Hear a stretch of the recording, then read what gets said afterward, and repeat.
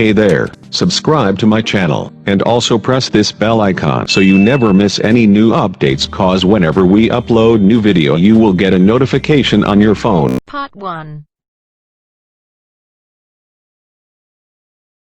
Renting an apartment. You will hear two men talking about renting an apartment with a third man.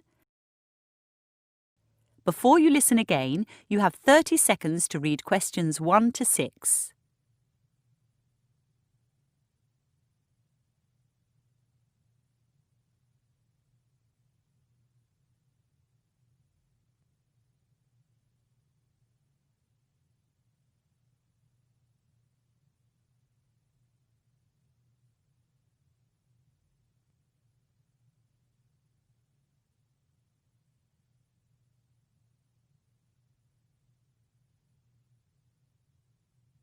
Hi, Jack. Sorry I'm late.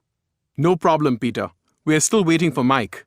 So, what do you think about 96 Hobson Street? It's great. You don't think the building's too noisy, so close to the motorway? It depends which apartment we take. What are our options? At the moment, there are 2 apartments available. One on the 4th floor, the other higher up. Do they get views? Apartment 1520 does. Last night I went online and took a virtual tour of the building. One thing I noticed was that 3-bedroom apartments have only 1 double bedroom. Mostly that's true. But apartment 414 has 2. What about bathrooms? A single bathroom in each apartment. And balconies? 414 has 2 small balconies off the bedrooms. The kitchens in the tour looked good, but I can't remember whether they come with a dishwasher and a washing machine. Yes, they do. The kitchen in 1520 is quite small, but there's a large L-shaped living room to compensate. I know Mike's got a car. Is there a garage? Secure parking is limited to tenants who pay over $600 a week. How much is the rental on the apartments you saw? 414 is $450, and 1520 is $610. That's quite a difference. Yeah. And 1520's only got 1 double bedroom, right? Uh-huh. But it's facing away from Hobson Street, so it'll be quiet, and Mike's car would be safe. Right. I'm planning to sign the lease on Friday. The agent wants it to start in the 2nd or 3rd week of March. I'll be away until the 8th. All right. Let's have it start on the 9th. The 9th sounds fine. Before you listen to the rest of the conversation, you have 30 seconds to read questions 7 to 10.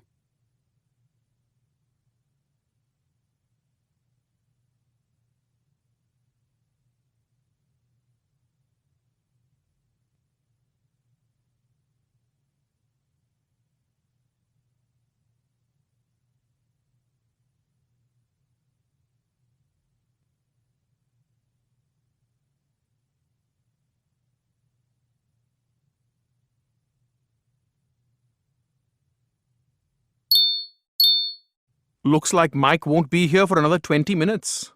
That's a pity. I wonder if we could use his car to move. I'm sure we'll be able to. My dad said he'd lend a hand too, and he's got a truck. That'd be good. With a truck, we could move everything in one go. He's also got lots of stuff he doesn't need anymore. Plates, bowls, pots and pans, and a big old wooden desk. I doubt that a large desk would fit in any of the bedrooms. What we really need is a couch and some things to decorate the living room. When I rented last year, we spent lots of time before we moved in choosing nice furniture and decorations, but we neglected the basics, like rubbish bins and cleaning supplies. Then there was the problem that some people gave us weird things, like a device my aunt bought for chopping onions. I mean, all you need is a sharp knife, right? Yeah. But we did do one great thing, which we should try again. We invited the neighbors to lunch one Saturday. Complete strangers? What about the cost? The meal doesn't have to be fancy, and not everyone we ask will come. Why bother? Especially when I'll miss the football. It's just a way to show that even though we're students, we're generous and approachable. Okay. And it does pay off. One night I came home in a taxi very late. Suddenly I realized I couldn't pay the driver because I'd left my wallet somewhere. So I ran upstairs, knocked on my neighbor's door, and he lent me some money. Lucky you. All right. To sum up, we're borrowing your dad's truck, we're accepting some useful things from relatives, and we're getting to know our neighbours. That is the end of part 1. You now have half a minute to check your answers.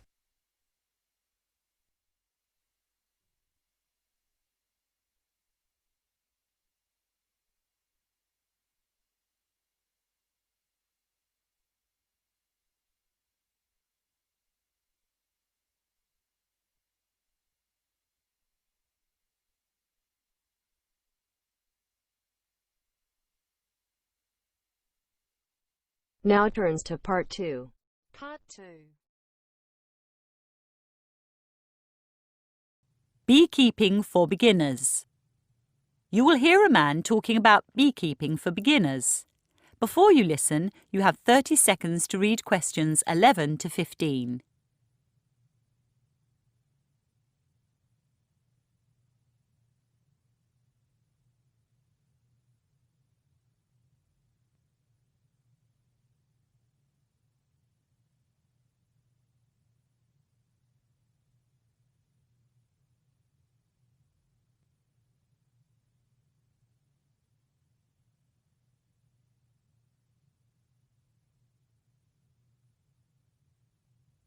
Good morning.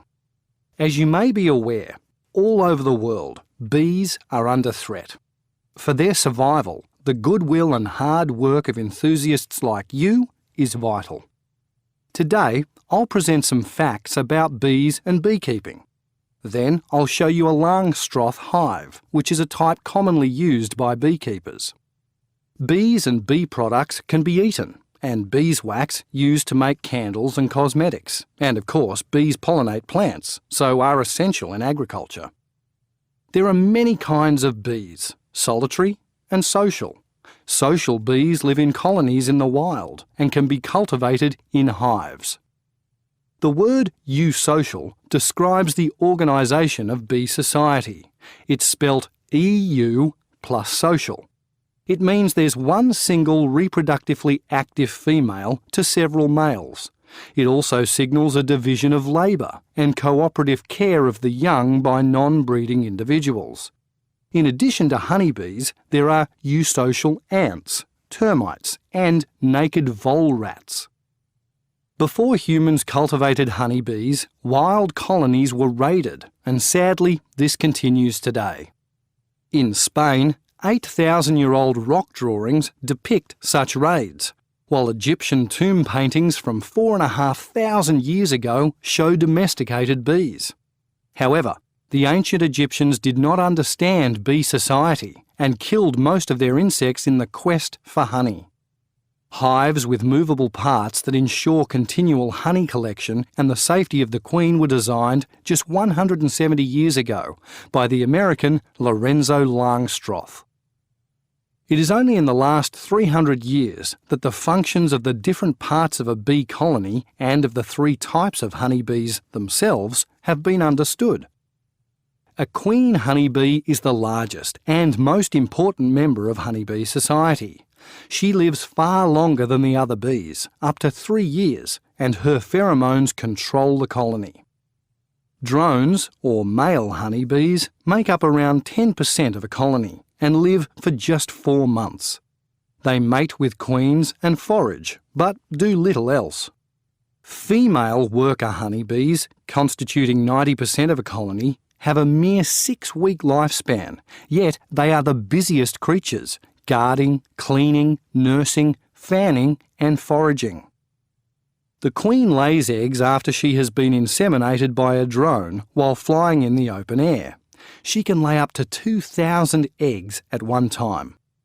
When unmated queens hatch from those 2,000 eggs, they will fight to the death, or one will fly away with a swarm to form her own colony elsewhere.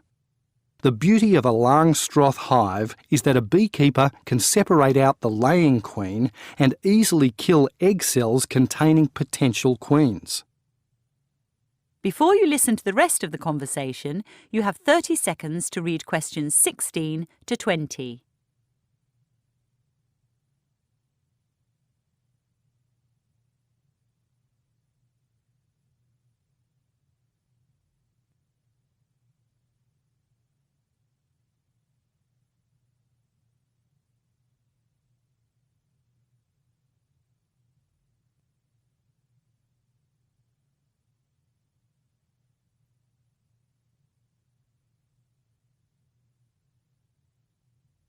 So let's look at some slides of a Langstroth hive. I can't open my own outside as it's winter and not much is happening, but also because we'd all need to be wearing good protective clothing. Bees sting, remember, and their venom is poisonous. 2% of people who are stung experience an uncomfortable allergic reaction, and without medical intervention, a tiny minority die from toxic shock. Anyone who'd like to keep bees must first determine their allergic reaction. OK, here's a Langstroth hive with 9 elements. It stands at 1.5 metres and contains extractive boxes, from where you take the honey, and a brood chamber, where the queen breeds.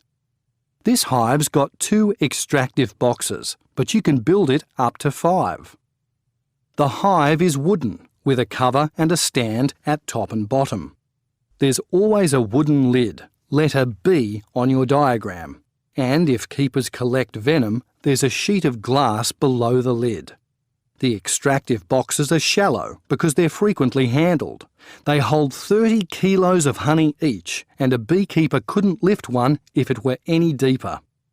The thin screen beneath the lower extractive box has holes that drones and worker bees can crawl through, but which are too small for the queen. She, therefore, remains in the deep brood chamber, where the eggs are laid. The final element above the stand is a board that prevents other animals from getting inside. That is the end of part 2. You now have half a minute to check your answers.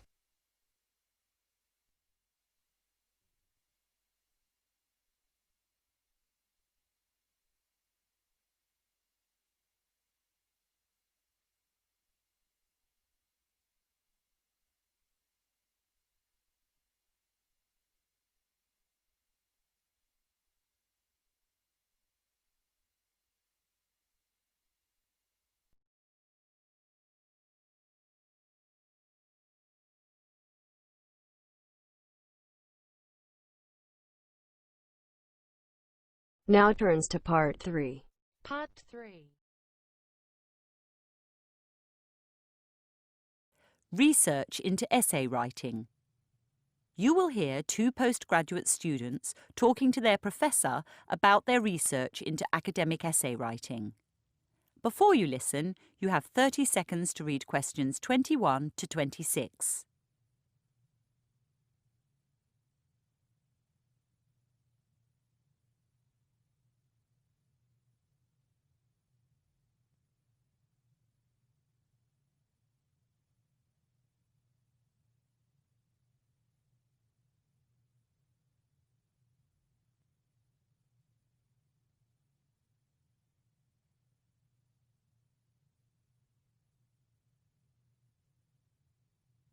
Come in, Sylvia. Come in, Jim. How are you? A bit tired, actually. I read 75 of the essays about smoking over the weekend. And you, Jim? I'm fine. I've read 20 so far. They're pretty interesting. A really good sample for our research. Yes, I found them stimulating. On the whole, their content is rather good.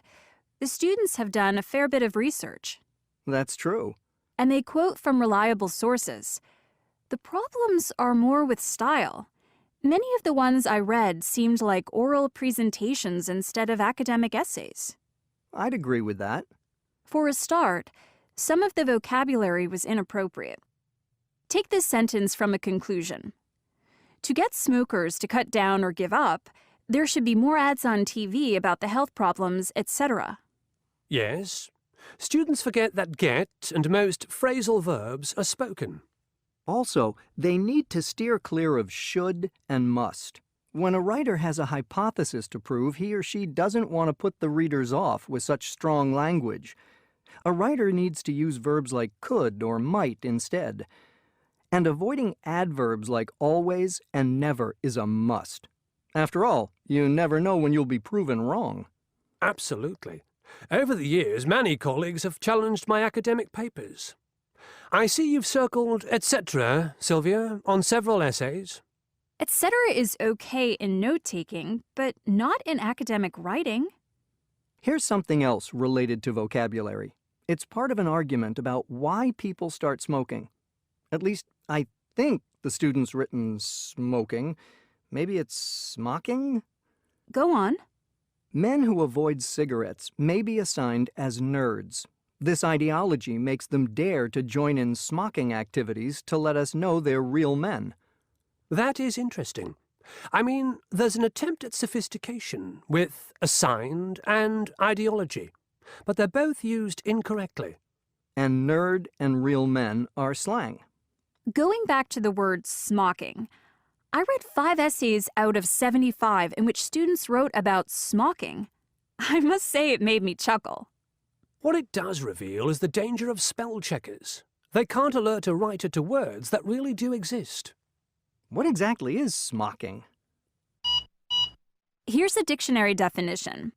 Ornamentation on a garment made by gathering together a section of material into tight pleats and sewing across it to make a pattern similar to a honeycomb.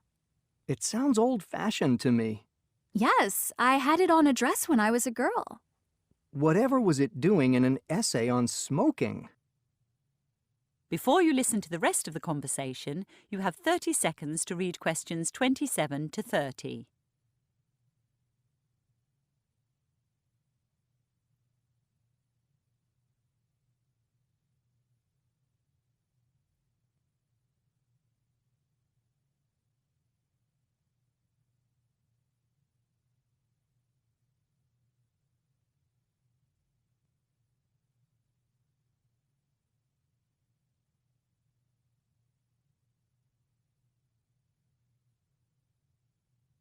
So, let's discuss what good academic writers do.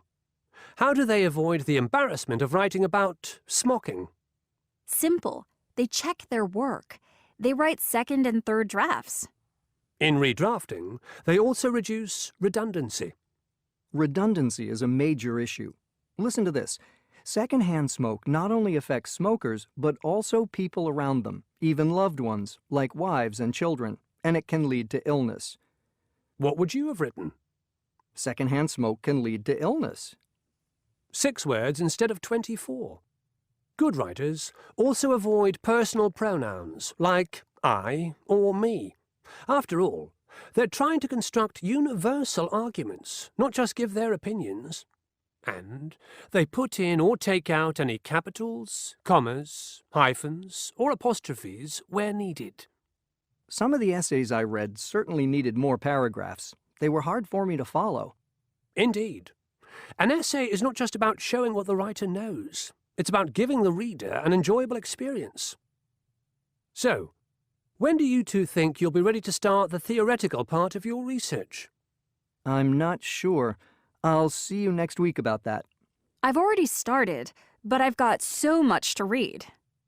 It seems to me, Sylvia, you've collected more than enough essays to analyse, and now you're in danger of reading too many academic articles. I'd limit the time for your theoretical research to 1 month. Okay? Thanks. That sounded...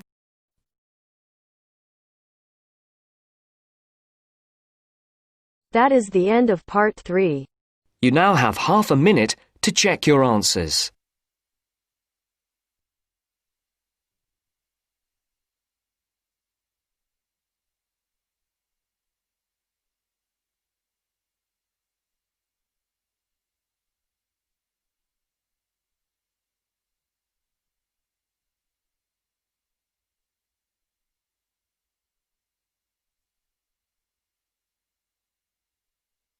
Now turns to part 4. Part 4. Road congestion and market failure. You will hear a lecture on road congestion as an example of market failure. Before you listen, you have 45 seconds to read questions 31 to 40.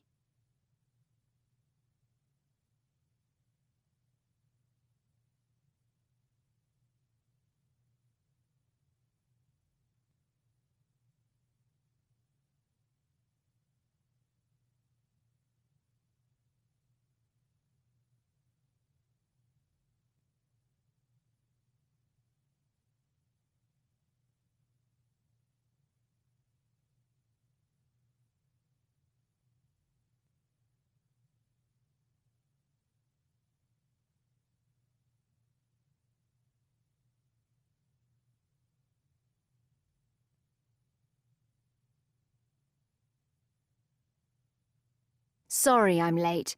The traffic was unbelievable. However, my lateness is pertinent to today's topic. Road congestion as an example of market failure. Next week's examples will be carbon emissions and commercial fishing. But what is market failure? Broadly speaking, it's when the free market fails to develop or apportion resources efficiently. A market may fail completely or partially. In the case of complete failure, resources cannot be allocated to satisfy need or want because there are insufficient incentives for profit-seeking firms to enter the market. Take street lighting. Without state intervention, there probably wouldn't be any, as it's unlikely private individuals would pay for it themselves. With no revenue generated and no profit earned, no firm would enter the street lighting market either. That's why taxes are set aside for public goods. There are many ways in which partial market failure occurs, but I'd like to focus on oversupply, which is when markets produce too many goods or services. It commonly occurs with demerit goods, like alcohol or tobacco, and with negative externalities. What are negative externalities? Well, the inability of consumers or producers to account for the effects of their actions on third parties. Road congestion is a classic case. Oh, let me tell you something I read last night. The speed of traffic in central London has remained fairly constant over the past 100 years. Really? How can that be? Wasn't most traffic horse-drawn in 1916? Indeed, it was. But the fact remains, in central London, giant four-wheel drives and sleek sports cars travel about as fast as wagons pulled by horses. Back to business. There are four main ways of dealing with congestion. 1. A city increases the amount of road space. 2. It improves public transport. 3. It reduces the demand for travel. Or 4. It increases the cost of private travel. In the case of London, the first measure is counterproductive. There are enormous costs associated with construction and a long delay between planning and availability. Once built, more roads only encourage more driving, and very soon congestion rears its ugly head again. On the surface, improving public transport seems a great idea, but even when it's reliable, cheap and convenient, it's viewed as an inferior good. As incomes rise, most of us leave inferior goods behind. I mean, we used to drink beer. Now we drink boutique beer. We used to holiday locally at the seaside. Now we fly to Thailand. What about reducing the demand for travel? Unfortunately, no one seems to know how to do this. The fourth option, raising the cost of private travel, has also had limited success. In London, we've experienced higher vehicle and fuel taxes, more expensive parking, and licence fees, no parking routes, and a raised driving age. But we've kept on driving. Other big cities have taken a different approach. Some Chinese cities limit drivers to 4 days a week, based on the final number of their licence plate. But the rich just buy 2 cars. Sydney and Singapore have tolls on bridges and tunnels, yet people pay up or drive longer routes to avoid tolls, creating traffic jams elsewhere. In 2003, London opted for a congestion charge in the central city. Back then, the charge was £5 a day. It's now £11.50. From its inception, there was a discernible decrease in traffic. Estimates in 2004 by Transport for London, or TfL, were that traffic flow was reduced by almost 20%, or 50,000 cars per day. Journeys were 15% faster. The number of bus journeys rose by 15%, and cycle usage by 30%.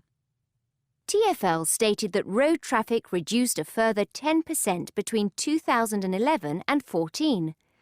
However, a recent report has concluded that by 2031, congestion will have worsened by a staggering 60%, even if strict measures are adopted immediately.